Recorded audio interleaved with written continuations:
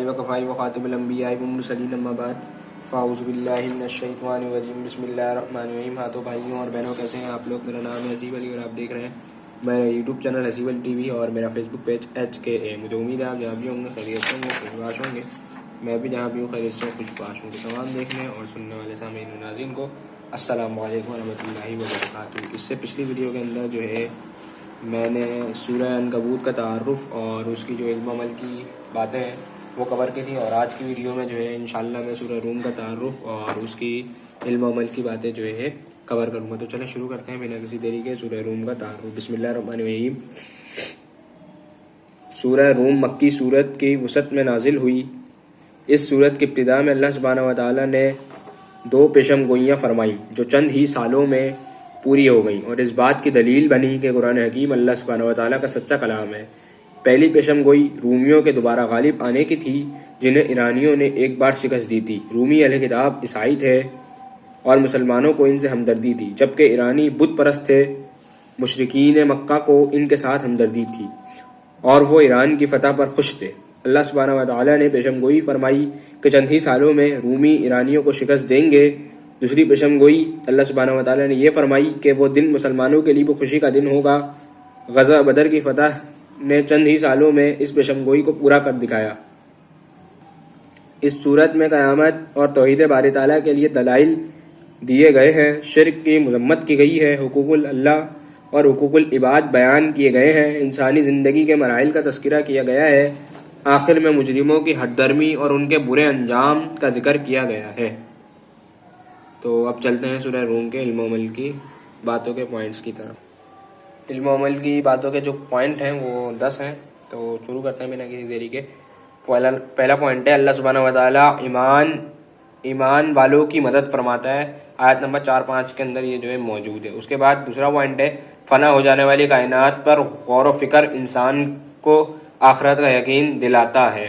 آیت نمبر 8 کے اندر. Point number 3 ہے قرآن حکیم میں گزرے ہوئے نافرمان قوموں کا ذکر ہمیں اللہ سبحانہ و تعالیٰ کی نافرمانی سے بچانے کے لیے کیا گیا ہے. آیت نمبر 9 اور 10 کے اندر یہ موجود ہے. پوائنٹ نمبر 4 ہے ایمان لانے اور نیک عمل کرنے والے قیامت کے دن جنت کے باغوں میں، جبکہ کفر کرنے والے اللہ سبحانہ و تعالیٰ کی آیات اور آخرت کو جھٹلانے والے جہنم کے عذاب میں ہوں گے. آیت نمبر 15 اور 16 کے اندر یہ موجود ہے. پوائنٹ نمبر 5 ہے جو اللہ سبحانہ و تعالیٰ بارش برسا کر مردہ زمین کو زندہ کر سکتا ہے، وہی اللہ سبحانہ و تعالیٰ مردہ انسان کو بھی آخرت میں زندہ کر سکتا ہے. آیت نمبر 19، 25 اور 50 کے اندر یہ چیز موجود ہے. پوائنٹ نمبر 6 ہے میاں بیوی کا رشتہ باہمی محبت اور ایک دوسرے سے راحت پانے کا ذریعہ ہے. آیت نمبر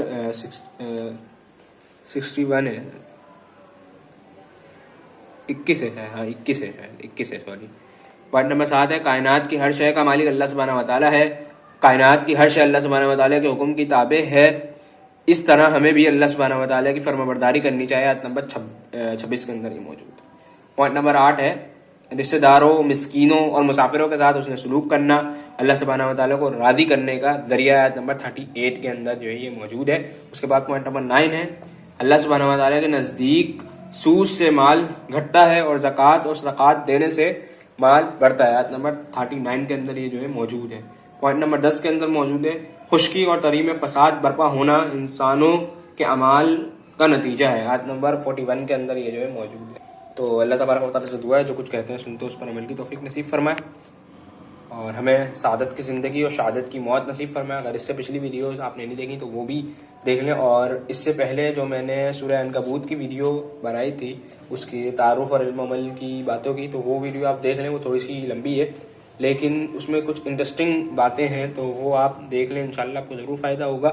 اور قرآن مجید کو جتنا ہو سکے آپ ترجمے سے پڑھیں. ایک رکوع پڑھ سکیں، آدھا رکوع پڑھ سکیں، ایک صفحہ پڑھ سکیں، آدھا صفحہ پڑھ سکیں، جتنا آپ آسانی سے پڑھ سکیں ترجمے کے ساتھ جو ہے پڑھیں. انشاءاللہ اس سے آپ کو بہت فائدہ ہوگا اور آپ کے بہت سے جتنے بھی مسائل ہیں دنیاوی وہ بھی حل ہوں گے، اور جو آپ کے دینی مسائل آپ کو درپیش ہوں گے وہ بھی بہت سے جو ہے حل ہوں گے. وہ آپ خود جو ہے قرآن مجید پڑھ کر جو ہے معاملات کو حل کر سکتے ہیں، کیونکہ اللہ تبارک و تعالیٰ قرآن مجید میں کہہ رہا ہے کہ کسی بھی چیز کو بیان کرنے میں ہم نے جو ہے کوتاہی نہیں کری. اور ہمیں اگر عربی زبان نہیں آتی تو ہمارے پاس تراجم موجود ہیں قرآن مجید کے ہماری زبانوں کے اندر. آپ اپنی زبان کے اندر جو ہے قرآن مجید کا ترجمہ لیں اور پڑھیں. اور اگر آپ کو عربی آتی ہے تو بہت اچھی بات ہے، آپ جو ہے عربی پڑھ کے ہی سمجھ لیں گے. لیکن اگر عربی نہیں آتی تو پھر آپ جو ہے اپنے جو بھی زبان آپ کو آتی ہے اس کا آپ ترجمہ لیں اور وہ پڑھ لیں. تو اللہ تبارک و تعالیٰ سے دعا ہے جو کچھ کہتے سنتے اس پر عمل کی توفیق نصیب فرمائے, ہمیں سعادت کی زندگی اور شہادت کی موت نصیب فرمائے. اور اگر اپنے بھائی سے کی کوئی بات بری لگ گئی ہو تو معذرت, اپنے بھائی سے کو